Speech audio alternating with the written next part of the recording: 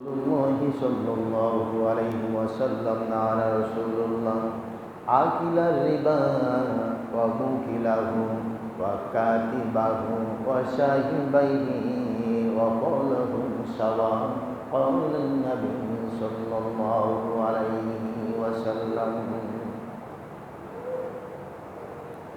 طه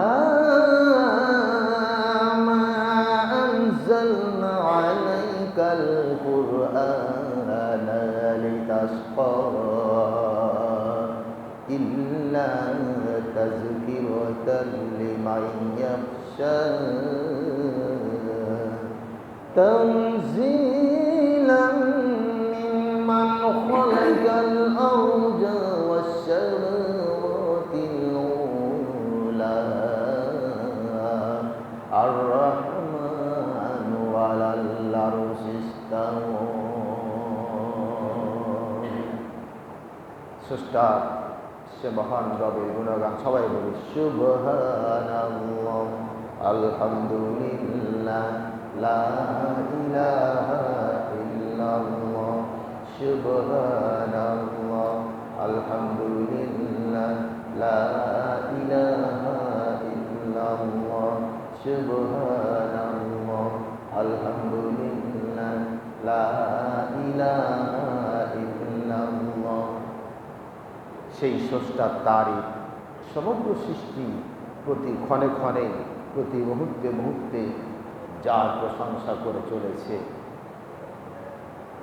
সেই মহান রব। সুতরাং কথার শুরুতেই সেই মহিয়ান গরিয়ান রব্বে কারীম আল্লাহ জাল্লা শানহু, যিনি আকাশ এবং জমিনের স্রষ্টা, বিশ্বজাহানের পালনেওয়ালা রব, রিজিক দাতা, হায়াতের মালিক, মৌতের মালিক, ওই মহান মাবুদের দরবারে শুকরিয়া আদা করছি, বলি আলহামদুলিল্লাহ। অতঃপর লক্ষ কোটি দুরুদ এবং তসলিমাত বর্ষিত হোক মানবতার মহান মুক্তির দূত আল্লাহ পাকের প্রেরিত সর্বশেষ নবী এবং রাসূল রাহমাতুল লিল আলামিন খাতামুন নবীয়িন, তার প্রতি লক্ষ কোটি দুরুদ আমরা সংক্ষেপে বলি আল্লাহুম্মা সাল্লি আলাইহি মুসাল্লিন ইকরাম। এটা সিরাতের মাস, রবিউল আউয়াল মাসের শেষের দিকে আমরা চলে আসছি। সিরাতের গ্রন্থগুলি থেকে আমরা সিরাতের উপর কিছুটা আলোকপাত আমরা করেছি। আসলে তো মহান রব্বুল আলামিন বিশ্ব নবীকে বানিয়েছিলেন খুলুকুন আযীম। নবী কথা আলোচনা এগুলি কখনো শেষ করা যাবে না, এগুলি মানুষের জন্য সীমাহীন। যেটা শেষ হয়ে যায় সেটার প্রয়োজন পৃথিবী থেকে একসময় ফুরিয়ে যায়, আর যেটা শেষ হয় না সেটার প্রয়োজন শেষ হয় না, সেটা কিয়ামত পর্যন্ত চলতে থাকবে। যতদিন মানব সভ্যতা এই বিশ্ব জাহানে টিকে থাকবে ততদিন চলতে থাকবে। সুতরাং ওই নবী হচ্ছেন খুলুকুন আযীম। এজন্য নবীজি বলছেন, শুধু নবীজি না, আল্লাহ পাক সূরা আহজাবের 56 নম্বর আয়াতে বলে দিচ্ছেন, ইন্নাল্লাহা ওয়া মালাইকাতাহু ইউসাল্লুনা আলান নবী, নিশ্চয় আল্লাহ পাক এবং তার ফেরেশতারা নবীর প্রতি দুরূদ প্রেরণ করেন। ইয়া আইয়ুহাল্লাযীনা আমানু সাল্লু আলাইহি ওয়া সাল্লিমু তাসলিমা, সুতরাং তোমরা তোমাদের প্রতি নবীর প্রতি দুরূদ পাঠ করো। এখন নামাজে যে দুরূদ পড়ি, প্রতিবার যদি সে দুরূদ পাঠ করতাম, এত সময় নাই, নবীজি শেখাইছেন, সুতরাং আমরা বলি সাল্লাল্লাহু আলাইহি ওয়াসাল্লাম। মুসাল্লিন ইকরাম, সূরাতুল বাকারা 275 নম্বর আয়াতের রেফারেন্সে সেদিন কয়েকটি কথা বলতেছিলাম। আর নবীজির মুখনিসৃত বাণী মুসলিম শরীফ মুসনাদে আহমদ থেকে একখানা হাদিস, ইনশাআল্লাহ এর আলোকেই সমসাময়িক কিছু বিষয় নিয়ে আলোচনা করব, কিছুটা সিরাতের উপর আলোকপাত করে। লক্ষ্য করুন, আল্লাহ পাক এই পৃথিবীর বুকে 104খানা আসমানি কিতাব দিয়েছেন। এটা আমরা সবাই জানি যে 104খানা আসমানি কিতাব এর মধ্যে 4টা কিতাব হচ্ছে মূল কিতাব, কি? তাওরাত, জাবুর, ইনজিল এবং কোরআন। কিন্তু কিতাব কিন্তু 104 খান। তো 104 খান কিতাব, কিন্তু নবী কতজন? 1,24,000 থেকে 2,24,000, সোয়া 2 লক্ষ মতান্তরে। তাহলে 104 খানা কিতাব, লক্ষ লক্ষ নবী, তার মানে কিতাব কম, নবী বেশি। আর নবীরা এসেছেন প্রকৃষ্ট শাহিদা ওয়া মুবাশশিরা ওয়া নাযীরা, প্রকৃষ্ট উদাহরণ এবং স্পষ্ট ব্যাখ্যাকারী। তারা এসে কিতাবগুলিকে মানুষের সামনে ব্যাখ্যা করে করে বুঝিয়েছেন। তো 104 খানা কিতাব, লক্ষ লক্ষ নবী, তার মানে হচ্ছে এক একটা কিতাবের আন্ডারে হাজার হাজার নবী ইসলাম প্রচার করেছেন। তাওরাত নাজিল হয়েছে মূসা কালিমুল্লাহর উপরে, আর মূসা আলাইহিস সালামের উপরে এই তাওরাতের যে কিতাব, এই কিতাবে 10,000 নবী তাওরাত কিতাব প্রচার করেছেন, বলুন সুবহানাল্লাহ। ইনজিল কিতাব, এই কিতাবের প্রতি 5,000 নবী অনুসরণ করেছেন। এক একটা কিতাবের প্রতি হাজার হাজার নবী অনুসরণ করেছেন। আর আমাদের কিতাব মাহবুল কোরআন কিয়ামত পর্যন্ত এটিকে রেস্ট্রিক্টেড করে দেওয়া হয়েছে। যুগে যুগে আলেম ওলামারা এখান থেকে জ্ঞান অর্জন করে মানুষদের সামনে ব্যাখ্যা বিশ্লেষণ করবেন, সুবহানাল্লাহ। এই হচ্ছে কিতাবের একটা সামারি। সুতরাং এই কিতাব বুঝতে গেলে ওস্তাদের দরকার আছে। যদি তাই না হতো, যদি বলেন কিতাবে তো লেখা আছে, নবী তো বলে গেছেন, হাদিস পড়বো, কোরআন পড়বো, আর যা লেখা আছে তাই আমল করব, এটা যদি হয় 100 ভাগের 10 ভাগ হবে, 90 ভাগ হবে না, 90 ভাগ ভুল করবে। যদি তাই হতো তাহলে আল্লাহ পাক আসমান থেকে মহাগ্রন্থ আল কোরআন কাবা বাইতুল্লাহর ছাদে রেখে দিয়ে বলতেন, ইয়া আইয়ুহান নাস, হে মানব জাতি, ইকরা হাযা মা কাতাব, তোমরা এটি দেখো, এটির মধ্যে যা লেখা আছে তোমরা পড়ো আর আমল করো। তা নবী পাঠাইতেন কেন? নবী পাঠানোর প্রয়োজন হতো না। কিন্তু না, এই কিতাবকে বোঝার জন্য নবী পাঠিয়েছেন। নবী ব্যাখ্যা করে মানুষদের সামনে বোঝাবেন। তার মানে কিতাব বুঝতে গেলে, হাদিস বুঝতে গেলে ওস্তাদ প্রয়োজন আছে, শিক্ষক প্রয়োজন আছে, তাই না? মেডিকেলের তো বই পাওয়া যায়, তা আপনি মেডিকেলের বইটা পূর্ণরূপে পড়াশোনা করে তো আপনি MBBS ডাক্তার হতে পারেন, কিন্তু হবেন না। কেন? ওখানে কিছু প্র্যাকটিক্যাল শিক্ষা আছে, যেগুলি গতানুগতিক পড়াশোনার বাইরেও কিছু শিক্ষার প্রয়োজন আছে, যার কারণে ওস্তাদ প্রয়োজন আছে। এই জন্য আল্লাহ পাক প্রত্যেকটি গ্রন্থের জন্য অসংখ্য নবী রাসূল পৃথিবীর বুকে প্রেরণ করেছেন। এগুলি আমাদের বুঝতে হবে। আল্লাহর নবী বসে আছেন খেজুর বৃক্ষের ছায়ায়, সাহাবীদের নিয়ে বসে আছেন। নাজরানের ইহুদিদের একটি দল আসলো, হাদিসের মধ্যে পাওয়া যায় 10 থেকে 12 জন ইহুদির একটা গ্রুপ, তারা শিক্ষিত একটা গ্রুপ এসেছে। ইহুদিরা এমনিতেই শিক্ষিত, কারণ তাদের কাছে তাওরাতের জ্ঞান এসেছে। ইহুদিরা কিন্তু প্রথম থেকে শিক্ষিত। এখনও যে ইহুদি সমাজ, রাষ্ট্র ব্যবস্থা, সেদিন একটা আর্টিকেলে দেখলাম, বর্তমান ইসরায়েলে 4,500 ডক্টর, ইঞ্জিনিয়ার ইহুদি সমাজকে এগিয়ে নিয়ে যাচ্ছে। এরা তখন থেকে শিক্ষিত। আর এরা যে খাবার খাইছে জান্নাতের মান্না সালোয়া, যার কারণে এদের জ্ঞানও পৃথিবীর বুকে বেশি উন্নত। ইহুদিদের একটা গ্রুপ এসেছে, 10-12 জন ইহুদি, নাজরানের অধিবাসী। তারা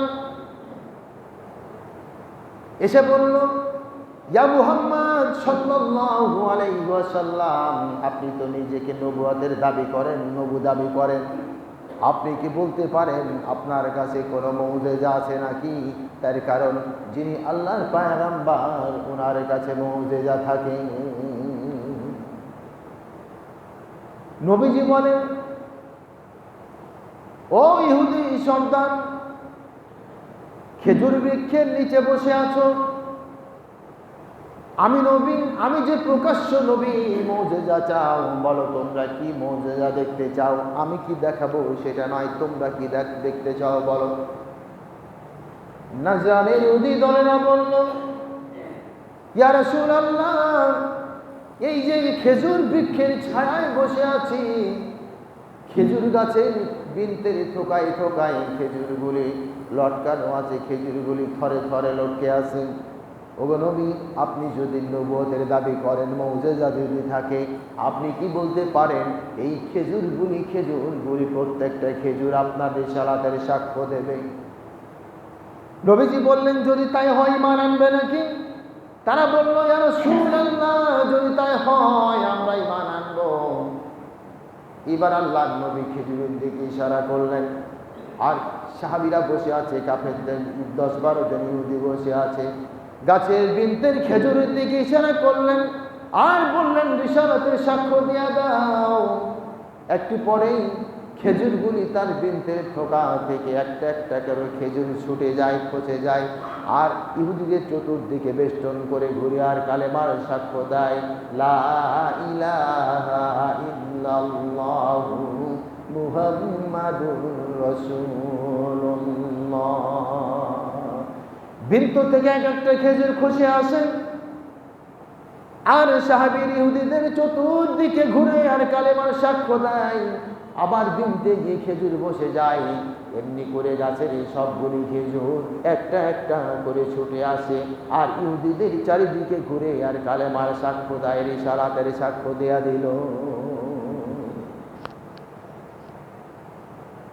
আল্লাযীনা ইউবাল্লিগুনা রিসালাতিল্লাহি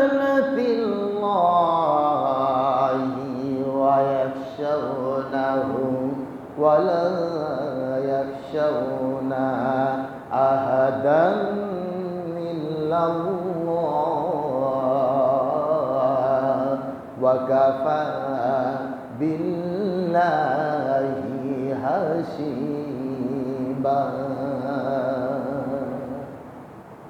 আল্লাহ রাব্বুল আলামিন বলেন, সূরা আহজাবের মধ্যে বলেন, আর তোমার পূর্বে ও নবী, শুধু তুমি নয়, তোমার পূর্বে যত নবী রাসূল যারা এসেছে তারা সবাই রিসালাতের দায়িত্ব পালন করেছে, সবাই দ্বীনের দায়িত্ব পালন করেছেন।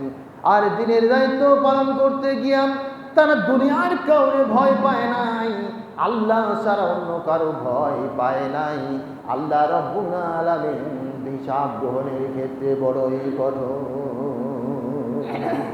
ওয়া কাফা বিল্লাহি হাসিবা, আল্লাহ পাক হিসাব গ্রহণের ক্ষেত্রে বড়ই কঠোর। তিনি সার দিতে দিতে যে দিন হিসাব গ্রহণ শুরু করবেন, সেই দিন আর বাঁচার কোনো রাস্তা থাকবে না। পৃথিবীর কোনো শক্তিতে এই দিন তাকে আর বাঁচাতে পারবে না। আল্লাহ নবীর সিরাত,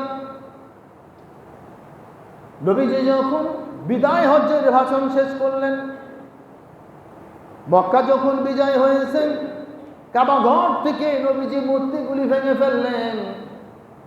হাবলের মূর্তিটারে ভেঙে ফেলে দিয়া টুকরা টুকরা করে বাইরে নিক্ষেপ করে দিয়ে নবীজির জনসভার মধ্যে উঠে দাঁড়ায় বললেন, মান তারাকা দাইনান আও দায়ান ফালাইহা। এরপরে বুখারীর মধ্যে হাদিসটি কোট করা হলো, নবীজি বললেন, ও জনগণ সরে নাও, আজ থেকে সমাজের মধ্যে সুদ ঘুষ বন্ধ করে দেওয়া হলো। ব্যবসা হালাল হয়ে গেছে, সুদ ঘুষ বন্ধ হয়ে গেছে। আর আজ থেকে রাষ্ট্রের মধ্যে এতিম বিধবা অসহায় এগুলির দায়িত্ব রাষ্ট্র বহন করবে। মান তারাকা দায়নান আও দায়ান ফালাইহা, এখানে দায়ান মানে ছোট ছোট শিশুদেরকে দায়ান বলা হয়। নবীজির সিরাত বিশ্ব মানবতার মুক্তির পয়গাম। আল্লাহ নবী যে ম্যান্ডেটগুলি দিলেন, কোরআন সে ম্যান্ডেটগুলি বলছেন, নবীজি সে ম্যান্ডেটগুলি ব্যাখ্যা করে করে মানুষদের সামনে তুলে ধরছেন, এটি বোঝার চেষ্টা করো। আল্লাহ পাক সূরা বাকারার মধ্যে বলতেছেন, আল্লাযীনা ইয়াকুলুনা রিবা লা ইয়াকুলুনা ইল্লা কামা ইয়াকুলুল্লাযী ইয়াতাখাব্বাতুহুশ শাইতানু মিনাল মাস ইয়াতাখাব্বাতুহুশ শাইতানু মিনাল মাস যালিকা বিআন্নাহুম ক্বালু ইন্নামাল বাইউ মিসলুর রিবা ওয়া হাল্লাল্লাহুল বাই'a ওয়া হাররামার রিবা ফামান জাআহু মাউইযাতুম মির রাব্বিহি ফান্তাহা ফালাহু মা সালাফ ওয়া আমরুহু ইলাল্লাহ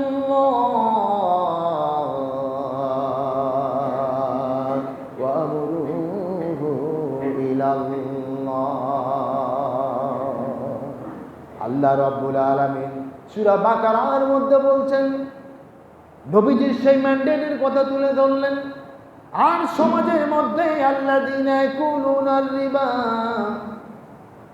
সমাজের মধ্যে যারা সুদ খাইলো, যারা সুদের ব্যবসা করলো, সুদের কারবার করলো, আল্লাহ রাব্বুল আলামিন বলছেন লা ইয়াকুমুনা ইল্লা কামা ইয়াকুলুর রিবা। আর এই সুদের ব্যাপারে আল্লাহ পাক বলে দিলেন, আমি সুদকে ধ্বংস করে দেই। আয়াতের মধ্যে আল্লাহ রাব্বুল আলামিন 5টি শাস্তির কথা বললেন। দুনিয়া আখিরাতে সুদের ব্যবসা যারা করেছে 5টি শাস্তির তারা সম্মুখীন হবে। ওয়া আমরুহু ইলাল্লাহ ওয়া মান জাআ মাউইযাতুম মির রাব্বিহি ফান্তাহা ফালাহু মা সালাফ। আর যাদের কাছে আমার নিদর্শন, আমার নির্দেশ এসেছে, এরপরে যারা সুদের কারবার থেকে ফিরে এসেছে, আল্লাহ রাব্বুল আলামিন বলছেন পূর্ব জীবনের যা হয়েছে সেটা তাদের জন্যই, আর তাদের দায়িত্ব আমি আল্লাহ আমার অধিকার মুক্ত হয়ে গেল। ওয়ামান আদা ফাউলাইকা আসহাবুন নারি হুম ফিহা খালিদুন। এরপরও যারা আবার সুদের সঙ্গে জড়ায় গেল, আল্লাহ পাক বলছেন ফাউলাইকা আসহাবুন নারি হুম ফিহা খালিদুন, ওই মানুষগুলি জাহান্নামের চিরস্থায়ী বাসিন্দা হয়ে গেল। সূরাতুল বাকারা 275 নম্বর। এই আয়াতের তাফসীরে মারিফুল কোরআন, তাফসীরে মাজহারি, তাফসীরে কুরতুবী, তাফসীরে ফি জালালাইন, তাফসীরে ইবনে কাসির, এগুলো তাফসীর দেখবেন সুদের 5টা ভয়াবহ শাস্তির কথা উল্লেখ করেছে। 1 নাম্বার, এখানে আল্লাহ পাক ইয়াতাখাব্বাতুহু শাইতানু মিনাল মাস। তাখাব্বাত শব্দের অর্থ হচ্ছে জিনে ধরা রোগী। কথাগুলি 5টা পয়েন্ট কান খুলে শুনুন। তাখাব্বুত শব্দের অর্থ হচ্ছে জিনে ধরা রোগী। সুদের কারবার পৃথিবীর বুকে তখনই তো তৈরি হলো যখন মানুষগুলি পৃথিবীর বুকে অভাব অনটনে পড়ে গিয়ে মানুষের কাছে হাত পেতেছে, কর্জে হাসানা, কর্জ চেয়েছে, কিন্তু মানুষগুলি তাদেরকে কর্জ দেয় নাই, বিপদে সাহায্য করে নাই। যার কারণে এই স্বর্ণ ব্যবসায়ীরাই সুদের প্রথা চালু করে তারা মানুষদের সামনে সুদকে ছড়িয়ে দিয়েছে। আর ইহুদি সাইনাফরা পৃথিবীর বুকে সুদ ভিত্তিক ব্যাংকিং ব্যবস্থা চালু করেছে। এগুলি তথ্য আমাদের জানতে হবে। তার কারণ ইন্টারন্যাশনাল যেটা ফাইন্যান্সি কারেন্সি ব্যাংকিং সেক্টর শুধু বাংলাদেশ নয়, ওয়ার্ল্ড IMF সবগুলি এমনভাবে সুদের অষ্টে-পৃষ্ঠে জড়িত, আপনি চাইলেও এখান থেকে বের হতে পারবেন না। কি হাজি, কি মোল্লা, কি গাজী, সবগুলি একই অবস্থা। তার কারণ আপনি যাইবেন করে রাষ্ট্র ব্যবস্থায় সুদ ভিত্তিক, এটাকে ডিস্ট্রয় করে ইসলামের অর্থনীতি চালু করতে গেলে যে কি, সেটা আমাদের আগে বোঝার প্রয়োজন রয়েছে। সুদের ভয়াবহতা কতটা, মানুষ যখন অভাবে পড়ে, বিপদে পড়ে, কেউ কারো কাছে কর্জ চায়, নবীজি বলেন তুমি মানুষকে দান করলে যে নেকি যে সব পাও, বিপদে মানুষকে কর্জ দাও, বিপদে মানুষকে সাহায্য করে তাকে অবকাশ দাও, তোমার তার চাইতে সাদকায়ে জারিয়ার নেকি হবে। মুসলিম শরীফের হাদিস, আল্লাহর নবী বলেন কোন মানুষ যখন কোন মানুষকে কর্জ দিল, কোন মানুষকে কোন অর্থ সম্পদ ধার দিল, কর্জ দিল, আর ওই ব্যক্তি যতটা সময় চেয়েছে, মনে করেন 10 দিন সময় চাইলো, আল্লাহর নবী বলেন এই 10 দিনের জন্য প্রত্যেক দিন তার আমলনামায় ওই যে পরিমাণ তাকে কর্জ দিয়েছে ওই পরিমাণ সওয়াব প্রত্যেক দিন তার আমলনামায় লিখতে থাকা হবে। বুঝতেছেন? আপনি একজনকে 1000 10,000 টাকা ধার দিয়েছেন, ওই লোক বললো আমি 10 দিনের জন্য সময় নিলাম, 10,000 টাকা আপনি। নবীজি বলতেছেন ওই 10 দিন পর্যন্ত প্রত্যেক দিন আপনার আমলনামায় 10,000 টাকা দানের সওয়াব নিতে হবে। সুবহানাল্লাহ। হাদিসগুলি রাষ্ট্রকে বিনির্মাণ করার জন্য, রাষ্ট্রকে সুখী সমৃদ্ধ, মানুষের অভাব অনটন দূর করে গতানুগতিক সঠিক কায়দায় মানুষকে ফিরিয়ে আনার জন্য হাদিসের ভাষ্যগুলি একটু বিবেক দিয়ে লক্ষ্য করুন। ওয়া মা ইয়াযাক্কারু ইল্লা উলুল আলবাব, এই কথাগুলি তো তারাই বুঝে যারা জ্ঞানী। প্রত্যেক দিন তার আমলনামায় ওই পরিমাণ তার সওয়াব দিতে হয়। শুধু তাই নয়, নবীজি আরো বলেন, এবার কর্জের ব্যক্তি যদি অসহায় হয়ে যায়, বিপদে পড়ে যায়, সময় মতো দিতে পারলো না, 10 দিন পার হয়ে গেল দিতে পারলো না, নবীজি বলেন তার সচ্ছলতা আসা পর্যন্ত তাকে অবকাশ দাও। সাহাবীরা বললেন, ইয়া রাসূলুল্লাহ, আমি যেটাকে টাকা দিলাম সময় মতো টাকা দিল না, আমার তো টাকা দিয়ে ব্যবসা করা লাগবে, আমার কি লাভ হবে তাহলে? আল্লাহর নবী বললেন, সাহাবীরা শোনো, সময় অতিক্রান্ত হওয়ার পরে তুমি 10 দিন সময় দিয়েছো, সময় চলে গেল, এরপরে যতদিন সে দেরি করবে, আর প্রত্যেকটা দিনের জন্য যতদিন দেরি করতে থাকবে, প্রত্যেকটা দিনের জন্য তোমার আমলনামায় ওই পরিমাণ টাকার সব সাদকায়ে জারিয়া হিসাবে লিখে দেওয়া হবে। বিশাল ব্যাপার, তাই না? প্যাকেজ। আজকে সমাজের বুকে, আজকে সমাজে কথা বলেন কেন আপনারা, সমস্যা কি? আজকে সমাজের বুকে মানুষের কর্জে হাসানা উঠে গেছে, যার কারণে সুদের প্রবণতা এতটা বাড়ছে, বিপদে পড়লেই মানুষ দৌড় দিচ্ছে এনজিওর কাছে, তাই না? আমি আপনি প্রত্যেকে একই অবস্থা। এর কারণটা কি? আর মানুষের অবস্থা এমন হয়েছে, মানুষদেরকে আপনি পয়সা ধার দিবেন, মানুষদেরকে টাকা পয়সা ধার দিবেন, আপনি ধার দিয়ে শত্রু হয়ে যাবেন, ঠিক কিনা বলুন? টাকা ধার দিয়েছেন, 10 দিন সময় নিচ্ছে, দিতে পারে না, আপনার কাছে এসে হাত ধরে বলবে, ভাই আই এম সরি, পারলাম না। সেটা না করে দেখবেন যে খবর নাই, 2 দিন 3 দিন আপনি ঘুরতেছেন, ও আবার আপনার উল্টা পাল্টায় বলে, এই তো কয় টাকার জন্য ঘুরতেছো, ঠিক না? মানে টাকা ধার দিয়ে আপনি যেন অপরাধ করে ফেলেছেন, এমন অবস্থা হয়েছে। এক লোক বিপদে পড়ছে, তার বইয়ের ডেলিভারি বিপদে পড়ছে, বিপদে ছুটে গিয়ে বলছে, ভাই আমার বিপদ, আমাকে 10,000 টাকা ধার দেন, আমি আপনাকে 7 দিন পরে ফেরত দিব। ও 10,000 টাকা নিয়ে গেছে, তারপরে বিপদ তো কাটছে, 7 দিন পর এই লোক চাইতে গেছে, কয় 2টা দিন থামো। এই করতে করতে 1 দিন 2 দিন 5 দিন করতে করতে 5 বছর কাটাচ্ছে, ওর টাকা আর দেয় না। এ ঘুরে ঘুরে টাকা দেয় না। একদিন মনে মনে ভাবতেছে, আজকে আর আমি ধরেই ছাড়বো, বাড়ি যাই, কয় বাড়িতে নাই। একদিন ফজরের নামাজ পড়ে বাড়ির সামনে গিয়ে বসে আছে, করোনাক করছে, এই বাড়িতে আসো। একটা ছেলে বের হয়েছে, বলছে, তোমার আব্বু বাসায় আছে? কয় দেখে আসতেছি যারা। এবারে সে গিয়েছে, আব্বু ঘুমায় আছে, বলে আপনার বাইরে এক লোক, এই নামের এক লোক ডাকতেছে, এ তো বুঝে কে? কয় যে কও যে বাসা থেকে গিয়ে বলো, ওরে বলো যে বলবা যে বাসা আব্বা নাই, ঘুমায় আসার কয় ছেলেদের কয় যে বাসা আব্বা নাই। ওই ছেলে আবার ছোট ছেলে, তার মিথ্যা বুঝে না, আইসা আবার কয় আব্বা কইলে আব্বা বাসায় নাই। এই যে অবস্থা দাঁড়ায় আছে, আজকে ধরেই ছাড়বো। সকাল 8টার পরে বাইরে হলো, 8টার পরে বাইরে ধরে ফেলেছে, ওই 5 বছর থেকে টাকাটা আমার ঘুরাইতেছো, টাকাটা তুমি কি দিবা না? কয় কে বলছে তোমার টাকা দিব না, আমার সঙ্গে আসো। ওখানে গিয়েছে, পুকুর ধারে গিয়ে মগ দিয়ে একটা পানি উঠায় গাছে পানি দেবো, তার নিম গাছ লাগাইছে 3 ফিট 4 ফিট উঁচু। কয় বলো তো গাছটা হবে কে? বলছে হ্যাঁ এটা হয়েছে। ও চিন্তা করিস না, এই নিম গাছটা বড় হলে কাইটটা তোমার আমি টাকা দিয়ে দেবো। এই যদি অবস্থা, এমনিতেই সমাজের এই ব্যবস্থাগুলি এমনিতে হয় না।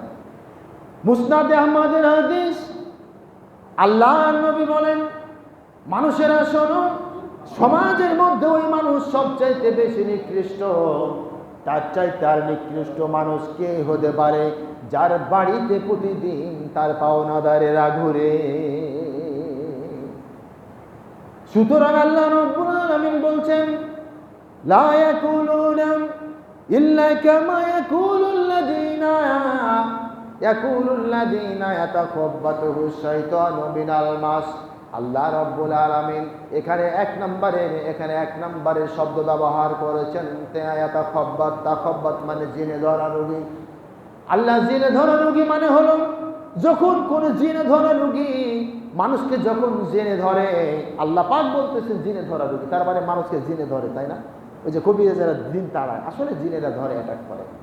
এই জন্য সকাল সন্ধ্যায় ফজরের নামাজ পড়ে এবং মাগরিবের নামাজ পড়ে সূরা নাস সূরা ফালাক পড়ে একটু বুকটা ফু দিয়ে দিবেন, ইনশাআল্লাহ আপনাকে কোনো জিনের আসর করবে না। সূরা নাস সূরা ফালাক সবাই তো জানেন।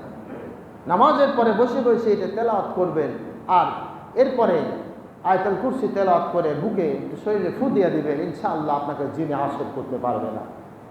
নবীকেও আসর করে ফেলেছে, তাই না? নবীর ওপরেও জিনেরা শয়তানেরা শয়তানি করেছে, তখন এই সূরা দুটি নাজিল করা হয়েছে।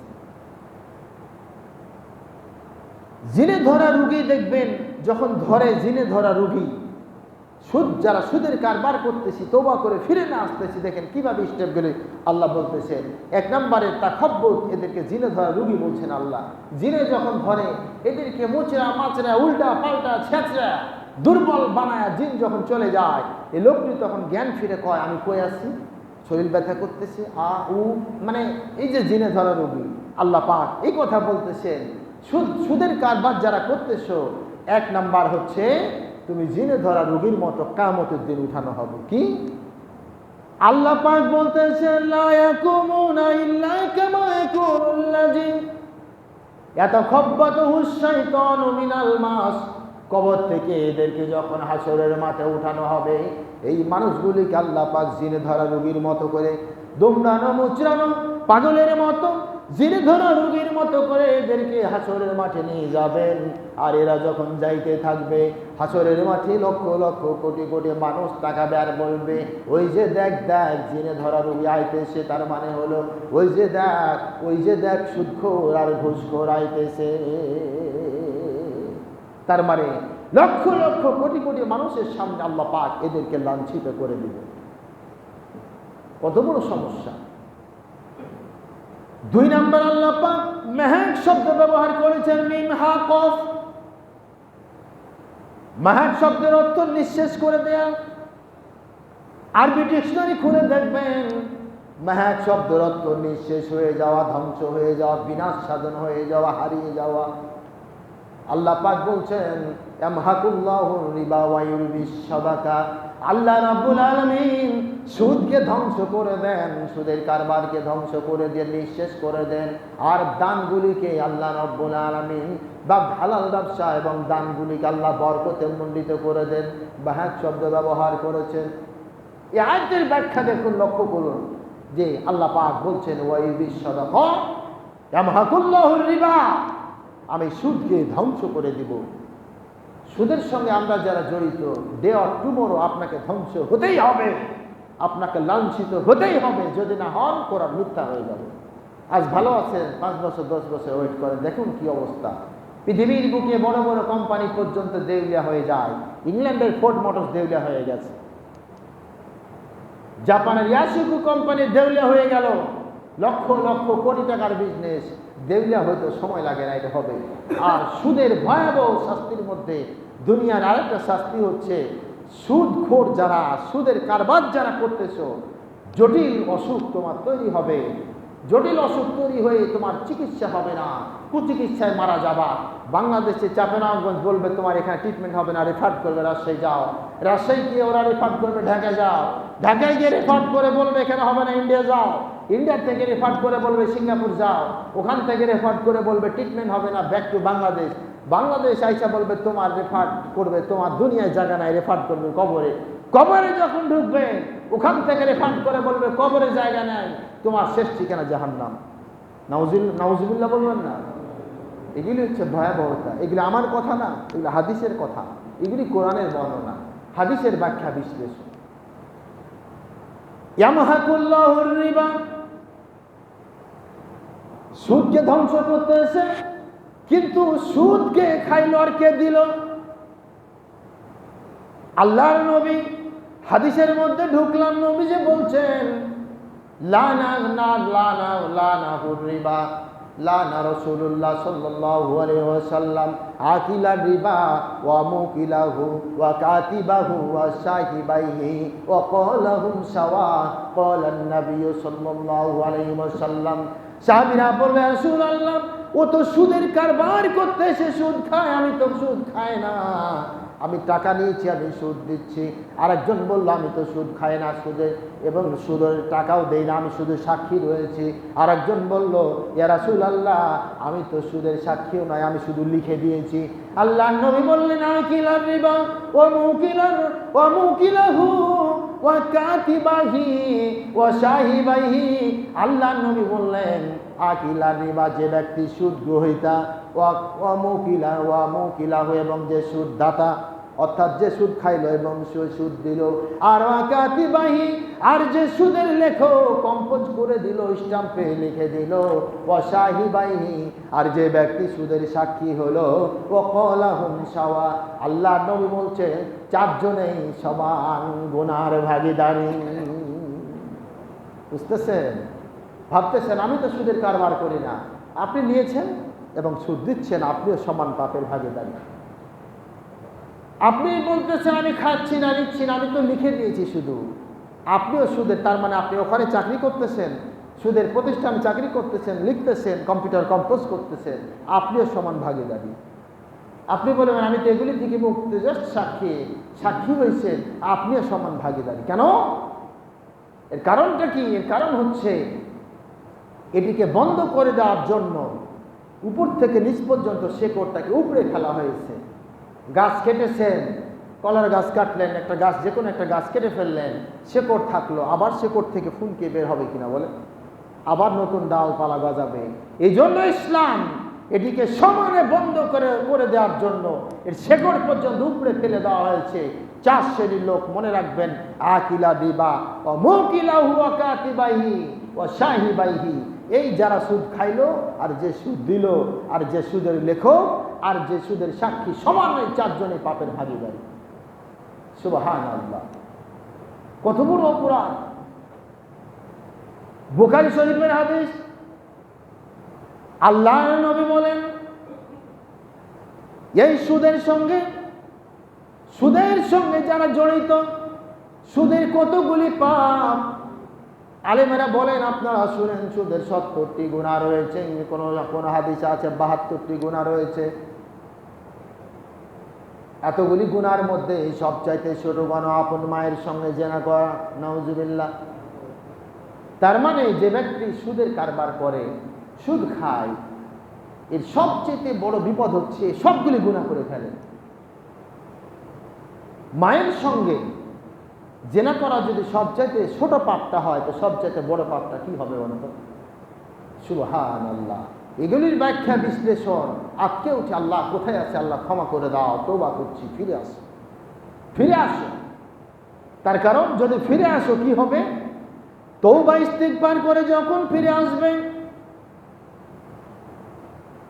আল্লাহ পাক বলছেন ফামান জাহু মাউইজাতুম মির রাব্বিহি ফান্তাহা ফালাহু মা সালাফ ওয়া আমরুহু ইলাল্লাহ।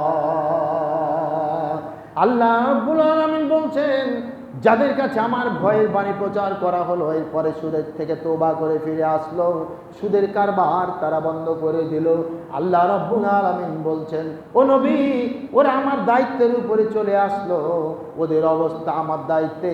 আর তাদের পূর্ব জীবনে যে কারবারগুলি করে যে সম্পদগুলো উপার্জন তারা করেছিল, আজকে তারা সুদের পাওনা ছেড়ে দিয়ে তওবা করে এসেছে, সুতরাং সেগুলি তাদের থেকে যাবে। আর ওয়া আমরুহুম ইলাল্লাহ, আর ওদের দায়িত্ব আমার অধিকারভুক্ত হয়ে গেল। ওয়ামান আদা, কিন্তু এরপর যারা আবার সুদের কারবার শুরু করলো, যারা সুদ খাইলো, ফাউলাইকা আসহাবুন নারি হুম ফিহা খালিদুন, আর এরাই হয়ে গেল জাহান্নামের স্থায়ী বাসিন্দা। হাযা কওলু সাবিল লাইসা হাযা বিকালামিল বাশার। এগুলি হচ্ছে সুদের ভয়াবহতা। নবীজি বললেন, বাইনাহা আইয়াকুলা রাজুলুন উম্মাহু, সুদের সবচাইতে ছোট গুনাহ যদি তোমার মায়ের সঙ্গে জিনা করলো। মিয়া, তুমি তো সুদ খাইলা, তোমার মায়ের সঙ্গে জিনা করার চাইতেও তুমি বড় গুনাহ করলেন। আইয়ান কিয়ার রাজুলুন উম্মাহু। সুতরাং আল্লাহ রাব্বুল আলামিন বলেন, তিন নম্বরে সুদের শব্দ ব্যবহার করে আল্লাহ পাক হার শব্দ ব্যবহার করেছেন। আল্লাহ পাক হার বা তিনটা অক্ষর দিয়ে হার শব্দ দিয়েছেন। ফাইল্লাম তাফআলু ফাজানু বিহারবিন মিনাল্লাহ। এত খুশি বলার পরও তোমরা যদি সুদের কারবার বন্ধ করে না দাও, তাহলে গোস্তাকে রাসূল বেয়াদব, তুমি আল্লাহ এবং রাসূলের সঙ্গে যুদ্ধ করার জন্য ময়দানে আসো। আল্লাহ পাক সরাসরি থ্রেট দিচ্ছেন, তুমি আমার সঙ্গে আল্লাহ এবং তার রাসূলের সঙ্গে যুদ্ধ করার জন্য ময়দানে আসো। পৃথিবীর বুকে এমন কোন গোস্তাক আছে নাকি আল্লাহর সঙ্গে যুদ্ধ করে? কি নিয়ে আপনি যুদ্ধ করবেন? আল্লাহ নম্র 6 লক্ষ বাহিনী নিয়ে মাঠে গেছে, তোমার ইব্রাহিম দেয়া বলতেছে কই তোমার সৈন্য আল্লাহর সৈন্য বাহিনী কই? আল্লাহ কই আসবে আসবে। পশ্চিম দিগন্ত থেকে মশার বাহিনী চলে আসলো, মনে করলো বৃষ্টি, কিন্তু না, মশার বাহিনী এসে ছোট্ট ছোট্ট মশাগুলি খুবলে খুবলে খেয়ে তার সৈন্য বাহিনীগুলিকে কঙ্কাল বানায় দিয়ে দুনিয়ার থেকে বিদায় করেছে। আল্লাহর বাহিনী আপনি কেমনে বুঝবেন কই থেকে আসতেছে? সম্ভব? সুদ ব্যবস্থা সমাজটাকে এমনভাবে ধ্বংস করে, মানুষের সমাজে অর্থনৈতিক বৈষম্য তৈরি করে মানুষের অরাজকতা তৈরি করে দেয়। অভাব বাড়তে থাকবে এবং মুসনাদে আহমদের হাদিস, সুদের প্রকোপ বেড়ে গেলে দ্রব্যমূল্যের দাম ঊর্ধ্বগতি দেখা দিবে এবং শত্রু বাহিনীর প্রভাব তোমাদের প্রতি বিস্তার করবে। এটা হচ্ছে মুসনাদে আহমদের হাদিস। কত ভয়াবহ লক্ষ্য করুন। এই যে সেদিন আমার এক চাচা গল্প করতেছিল, পাকিস্তান পিরিয়ডে একটা উদাহরণ দিচ্ছে, যে পাকিস্তান পিরিয়ডে যখন যুদ্ধ শেষের দিকে, তখন তো পাকিস্তান মিলিটারিরা আর পারতেছে না, এরা অনেক ক্ষতি করছে। তো বলতেছে যে বাজারে সব কিছু দোকানপাট লুটপাট হয়ে গেছে, এগুলি লুটপাট হয়েছে। তো বলতেছে ও বয়স্ক মানুষ, বলছে তখন তো আমিও তো ভাবলাম, শুনলাম লুটপাট শুরু হয়েছে, মা যায় গামছা বাজার দিলাম দৌড় গিয়া দেখি ঠিকই আটার দোকানে গিয়ে দেখছি সব আটার বস্তা নিয়ে যাচ্ছে, দোকানে বিভিন্ন সব খাদ্য সামগ্রী লুটপাট করে নিয়ে যাচ্ছে, অনেক মানুষ লুটপাট চলতেছে। তা আমার মনে হলো, আমি দেখছি জুতার দোকান, চিন্তা করলাম এখানে উঠি না কেন, জুতার দোকানে ঢুকে পড়ছি। তো দেখছি যে আমি না, আরো 2-4-5 জন জুতা, তো র্যাকের উপরে জুতা সাজানো আছে, জুতা নামাইছি, নিচে নামাইতেছি, নিচে নামাই কিছুক্ষণ পর দেখতেছি জুতা নামাইছি 100টা, আছে 10টা। ওখান থেকে আবার আর এক গ্রুপ লুট করে নিয়ে গেছে। ঢাকিতে ভর্তি করে জুতা মাথা করে নিয়ে আসতেছি, ওই মোড়ে আসছি, মোড়ে এসে আমাকে আবার আরো 10 জন লুট করছে। বাড়িতে গিয়া দেখি কে বাম পা পাইছি, কে ডান পার জুতা পাইছে। হায় হায়, বরকত নাই, ইয়ামহাকুল্লাহুর রিবা। আল্লাহ পাক বলছেন অরাজকতার এই অবস্থা সবই ধ্বংস হবে, সব ধ্বংস। সুতরাং ফিরে আসো, নইলে তোমার শান্তি নাই। মিয়া তুমি কথা বুঝো, কৌশল কি বুঝাতে চাও? লোকটা বসে আছে, টুপির ব্যবসা করে, টুপি নিয়ে বসে আছে, ক্লান্ত, গাছের ছায়ায় বসে আছে, টুপি মাথায় দিয়ে একবারে ঘুম চলে গেছে। গাছের বান্দর দেখতেছে, বানর যে এই লোকটার মাথায় টুপি দিয়ে রাখছে, খুব সুন্দর দেখাচ্ছে। বানর তো বুঝেন, বানর মানে উচ্ছৃঙ্খল, তাই না? বানরের দল গাছ থেকে নামা সবগুলো টুপিগুলো নিয়ে গাছে চলে গেছে। এই লোকের ঘুম ভেঙে দেখে টুপি একটা নয়, ব্যাপারটা কি? উপর দিকে তাকায় দেখে সবগুলি বানরের মাথায় একটা একটা করে টুপি। এখন বানর থেকে টুপি নিবে কেমনে? বলে বানর বাবাজি টুপিটা দিয়ে দাও, তুমি ভদ্র মানুষ, আমি ব্যবসা করি। বানর টুপি দেয় না, কৌশল খাটাইছে কি? চিন্তা ভাবনা করে মগজ খাটা, মাথার থেকে টুপিটা খুলে ফেলাই দিয়েছে দূরে, দূরে ভালো না, ফেলাই দিয়েছে। বানরও তখন টুপি খুলে দেখে, ওরা তখন ফেলাই দিয়েছে সব টুপি, সবগুলো টুপি ফেলে দিল। এই লোক টুপিগুলি পুরায় নিয়ে বাড়ির দিকে চলল। তুমি সুদের কারবার করে জনগণকে বোকা বানায় তুমি বানরের মতো তুমি সম্পদ ছিনতাই করছো।